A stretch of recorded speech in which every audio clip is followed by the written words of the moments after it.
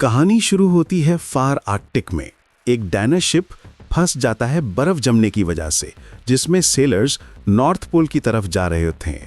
उनका कैप्टन बहुत कोशिश कर रहा था कि वो जल्दी इस इलाके से निकल जाएं, क्योंकि ठंड ज़्यादा हो रही थी और वहाँ जिंदा बचना मुश्किल था। वहाँ उन्हें एक आदमी विक्टर फ्रैंकेनस्टाइन मिलता है जो बहुत ज़्यादा जख्मी है।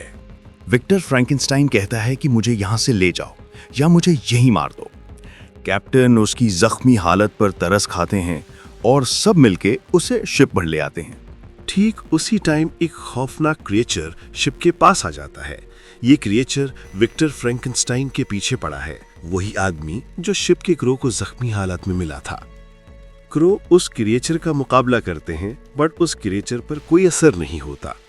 वो क्रीचर उनके शिप को पूरी ताकत से हिलाता है। पूरा शिप डिसबैलेंस होने लगता है, बट किसी तरह सब क्रू उस खौफनाक क्रीचर को बर्फ तोड़कर उसके नीचे समुंदर में गिरा देते हैं।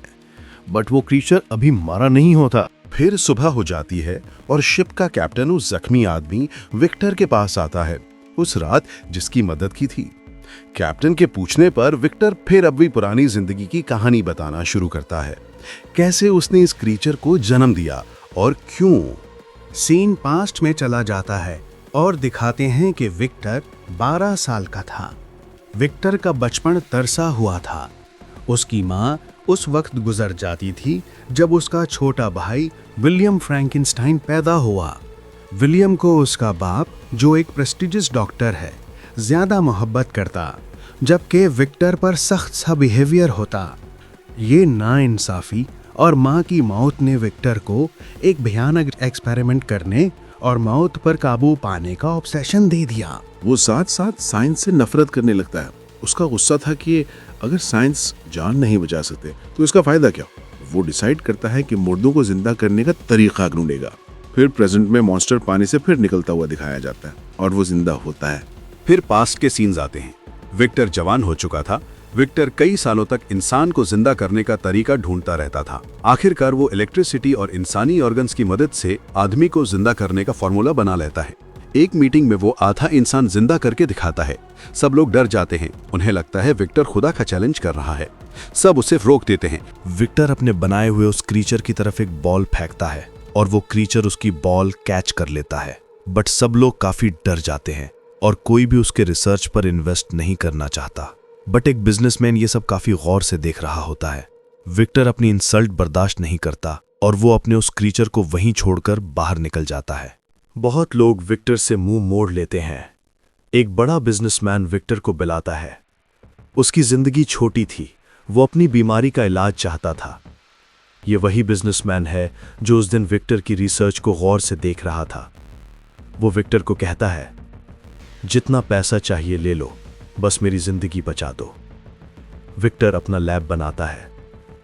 एलिजाबेथ उसे समझाती है कि साइंस और खुदा के दरमियान एक लाइन होती है। विक्टर एक महल को लैब बना देता है।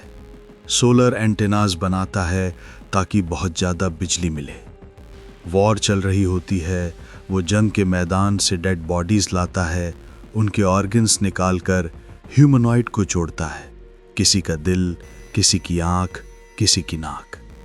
जिस जिस्म को वो पूरा करता है उसका नाम फ्रैंकेनस्टाइन रखता है।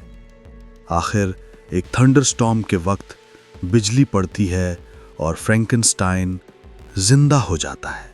फ्रैंकेनस्टाइन का दिमाग बिल्कुल एक नए पैदा होने वाले बच्चे जैसा होता है। विक्टर उसे बोलना सिखाता है। एलिजाबेथ फ्रैंकेनस्टाइन को बच्चों की तरह प्यार और समझाती है। कभी कभी विक्टर को जेलसी होती है। चीजें दिन ब दिन ऑकवर्ड होती जाती हैं और ये इस बात का सबूत है कि इंसान किसी हाल में खुश नहीं। विक्टर एलिजाबेथ और अपने भाई को भेज देता है। फिर पैलेस को पेट्रोल से आग लगाकर उड़ा देता है। फ्रैंकेनस्टाइन बच जाता है। वो जंगल में भाग जाता है। और मूवी में हमें यह भी पता चलता है कि विक्टर ने पास्ट में एलिजाबेथ के अंकल को जान से मारा होता है। और एलिजाबेथ के अंकल कोई और नहीं बल्कि वही बीमार बिजनेसमैन होते हैं जिनसे विक्टर झगड़ा करता है और उन्हें जान से मार देता है। अब दिखाते हैं कि महल को धमाके से उड़ाते वक्त विक्टर की टांग बहुत बुरे तरीके से जख्मी हो जाती है। वो चल नहीं पाता। विलियम और एलिजाबेथ वहीं बाहर होते हैं और विक्टर की ये हालत देखकर विलियम परेशान हो जाता है और उसे अपने और एलिजाबेथ के साथ शहर ले जाता है। अब सीन कट होकर प्रेजेंट टाइम में दिखाते हैं कि फ्रैंकेनस्टाइन शिप के अंदर आ जाता है और कैप्टन को मारने लगता है और इसी के साथ वो शिप पर आग लगाता दिखाई देता है। कैप्टन उसे पूछता है, क्या तुम वाकई इंसानों को मारते हो? फ्रैंकेनस्टाइन कहता है, नहीं, ये सच नहीं। मैंने कभी किसी को नहीं मारा, मैं सिर्फ विक्टर से नाराज हूं।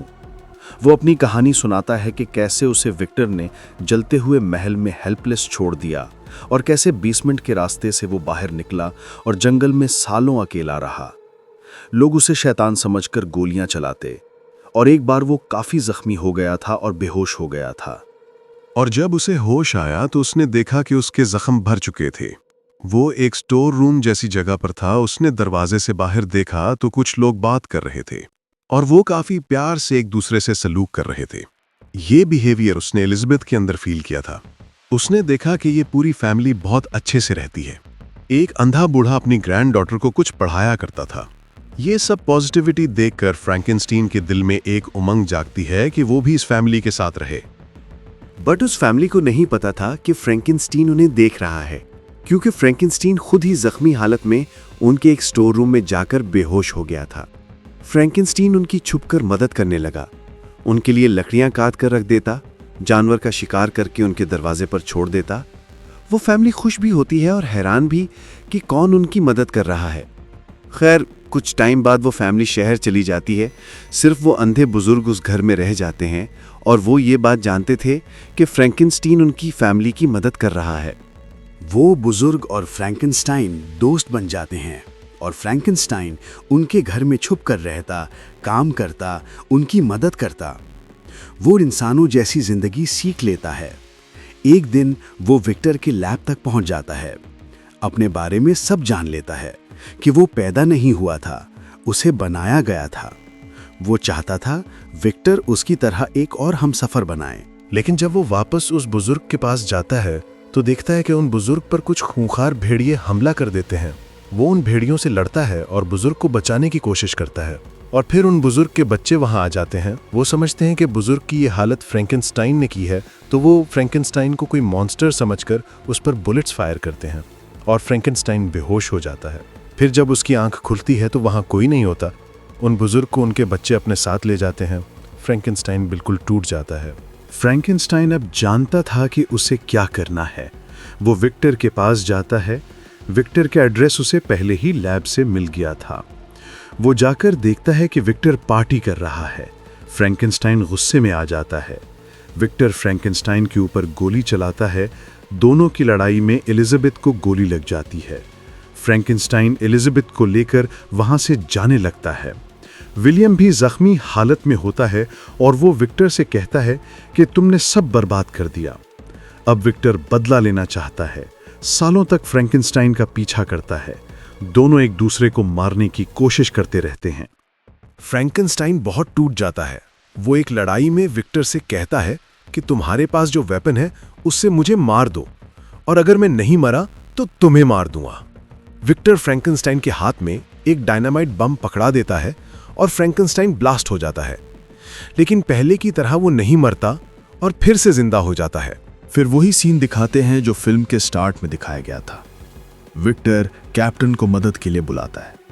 आखिर फ्रैंकेनस्टाइन कहता है, मैं तुम्हें कभी मारना नहीं चाहता था, मैं सिर्फ चाहता था तुम मेरी तरह एक और बना दो ताकि मैं अकेला न रहूं। विक्टर रोया, माफी मांगी। मरने से पहले फ्रैंकेनस्टाइन को कहता है, तुम्हें मेरी जगह जिंदा रहना होगा और मुझ माफ करना होगा। फ्रैंकेनस्टाइन विक्टर को माफ कर देता है। विक्टर की हालत पहले ही बहुत खराब थी। वो मर जाता है। शिप के सब लोग फ्रैंकेनस्टाइन को देखकर अफसुर्दा हो जाते हैं। फ्रैंकेनस्टाइन अकेला उस शिप को समुंदर की तरफ धकेलता है और उनका फंसा हुआ शिप आजाद कर देता है। फिर वो अकेला बर्फ की तरफ चला जाता है और फिल्म यहां खत्म हो जाती है। इस मूवी से हमें 3 मैसेजेस मिलते हैं। साइंस ताकतवर है, बट हर ताकत को लिमिट और जिम्मेदारी चाहिए। क्रिएटर और क्रिएशन दोनों एक दूसरे से सीखते हैं, और जिंदगी बनाना और जिंदगी जीना दो बिल्कुल अलग चीजें हैं। वीडियो अच्छी लगी हो तो सब्सक्राइब और लाइक जरूर कीजिएगा।